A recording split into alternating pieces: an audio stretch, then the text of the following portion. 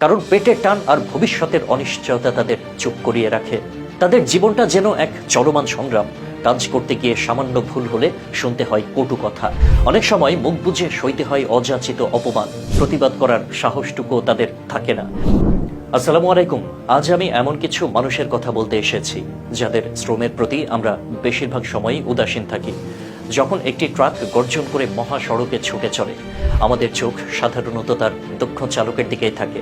তার হাতল ধরা দৃঢ়তা, পথের প্রতিটি বাঁকে তার সজাগ দৃষ্টি, সবকিছুই আমাদের চোখে পড়ে। কিন্তু সেই ট্রাকের নীরব সঙ্গী, যিনি ড্রাইভারের পাশে বসে থাকেন, সেই তরুণ হেল্পারটির দিকে কজনা নজর পড়ে, কজনই বা তার অস্তিত্ব অনুভব করি আমরা? কজনই বা জানি রাত জেগে ড্রাইভারের সাথে সাথে তাকেও জেগে থাকতে হয়, ক্লান্তি আর ঘুমকে এক পাশে ঠেলে দিয়ে। দীর্ঘ পথ পাড়ি দিতে গিয়ে বহু রাত কেটে যায় ট্রাকের আসনে। একঘেয়েমি আর নির্জনতা তাদের নিত্য সঙ্গী। তীব্র গরমে তার শরীর থেকে ঝরঝর করে ঘাম ঝরে, যেন তার প্রতিটি দমকূপ থেকে এক একটা দীর্ঘশ্বাস বের হচ্ছে। ঘামে ভিজে তাদের পোশাক শরীরের সাথে সেঁটে যায়, কিন্তু বিরাম নেই তাদের। আবার শীতের তীব্রতায় সে কাঁপতে থাকে। উষ্ণতার সামান্য আশ্রয়টুকুও তার ভাগ্যে জোটে না। কুয়াশা ভেজা ভোরে যখন আমরা উষ্ণ বিছানায় থাকি, তারা তখন কনকনে ঠান্ডায় কাঁপতে কাঁপতে গাড়ির চাকা ঘুরিয়ে চলে।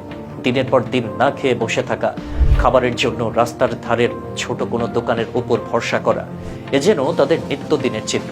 মাসের পর মাস বাড়িতে না গিয়ে গাড়ির সিটে জীবন পার করে দেওয়া, পরিবারের মুখ দেখতে না পাওয়া, প্রিয়জনদের থেকে দূরে থাকা, এই সব কিছুর পরেও তাদের কণ্ঠে কোনো অভিযোগ থাকে না। তারা নীরবে সব সহ্য করে যায়, কারণ পেটের টান আর ভবিষ্যতের অনিশ্চয়তা তাদের চুপ করিয়ে রাখে। তাদের জীবনটা যেন এক চলমান সংগ্রাম। কাজ করতে গিয়ে সামান্য ভুল হলে শুনতে হয় কটু কথা, যা তাদের আত্মসম্মানে আঘাত হানে। অনেক সময় মুখ বুজে সইতে হয় অযাচিত অপমান। প্রতিবাদ করার সাহসটুকুও তাদের থাকে না। মালিকের ধমক, ড্রাইভারের মেজাজ, অথবা পথের মাঝে কোনো অনাকাঙ্ক্ষিত ঝামেলা, সবকিছুই তাদের হজম করতে হয়। কারণ তাদের মনে থাকে চাকরিচ্যুতির ভয়, এই পেশাটুকু হারিয়ে ফেলার আতঙ্ক। এই ছোট্ট কাজটুকু তাদের পরিবারের একমাত্র অবলম্বন। তাদের কষ্টের যেন কোনো নির্দিষ্ট গন্তব্য নেই, কোনো স্থায়ী ঠিকানা নেই। আজ এই শহর, কাল অন্য শহর। তাদের জীবন যেন এক যাযাবরের মতো। এই তরুণ ছেলেটারও হয়তো স্বপ্ন আছে, চোখে আছে রঙিন ভবিষ্যৎ দেখার আকাঙ্ক্ষা, মা বাবার মুখে হাসি ফোটানোর স্বপ্ন, ছোট ভাই বোনদের জন্য কিছু করার স্বপ্ন। হয়তো সেও চায় একদিন নিজের পায়ে দাঁড়াতে, সম্মানজনক জীবন করতে, পরিবারের মুখে হাসি ফোটাতে।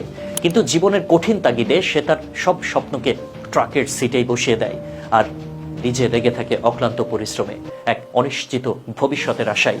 এই তরুণ হেল্পাররা আমাদের সমাজের এক গুরুত্বপূর্ণ অংশ, যারা আমাদের অর্থনীতির চাকা সচল রাখতে নিরন্তর কাজ করে যাচ্ছেন। তারা আমাদের পণ্য পরিবহন ব্যবস্থাকে টিকিয়ে রেখেছেন। শহর থেকে গ্রামে, এক প্রান্ত থেকে আরেক প্রান্তে প্রয়োজনীয় জিনিসপত্র পৌঁছে দিচ্ছেন।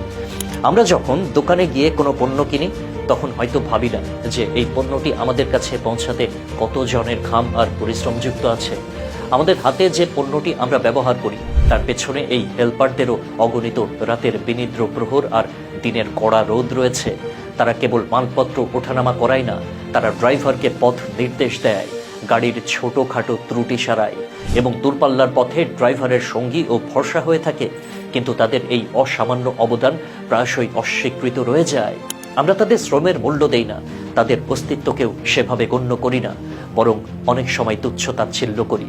তাদের প্রতি আমাদের আরো শ্রদ্ধাশীল হওয়া উচিত। তাদের নীরব আত্মত্যাগ এবং কঠোর পরিশ্রমকে স্বীকৃতি জানানো উচিত। এই হেল্পার ভাইরা কেবল একটি পেশার অংশ নন, তারা আমাদের সমাজের এমন একদল মানুষ যারা নিজেদের সুখ স্বাচ্ছন্দ্য বিসর্জন দিয়ে অন্যের জীবনকে সহজ করে তুলতে সাহায্য করেন। তাদের অবদান ছাড়া আমাদের দৈনন্দিন জীবন কতটা কঠিন হয়ে উঠত, তা আমরা হয়তো কল্পনাও করতে পারি না। তাদের জীবনযাত্রার মান উন্নয়ন এবং তাদের অধিকার সুরক্ষায় আমাদের সকলের সচেতন হওয়া উচিত। আসুন, আজ থেকে আমরা শুধু ড্রাইভারকে নয়, তার পাশে বসা সেই তরুণ হেল্পার ভাইটির দিকেও একটু খেয়াল করি। তাদের প্রতি জানাই আন্তরিক শ্রদ্ধা সেই সব হেল্পার ভাইদের প্রতি যারা নীরবে কষ্ট করে যান, কারো প্রশংসা ছাড়াই। তাদের এই নিঃস্বার্থ পরিশ্রমই আমাদের সমাজকে এগিয়ে নিয়ে যাচ্ছে। আসুন, তাদের প্রতি আমাদের কৃতজ্ঞতা জানাই এবং তাদের পাশে দাঁড়াই। আমরা কি তাদের জন্য একটু সহানুভূতি এবং সম্মান প্রদর্শন করতে পারি না? পরের বার যখন কোনো ট্রাককে চলতে দেখবেন, একবার ভাববেন সেই হেল্পার ভাইটির কথা, যিনি হয়তো নীরবে আপনারই সুবিধার জন্য পরিশ্রম করে যাচ্ছেন। আল্লাহ হাফেজ।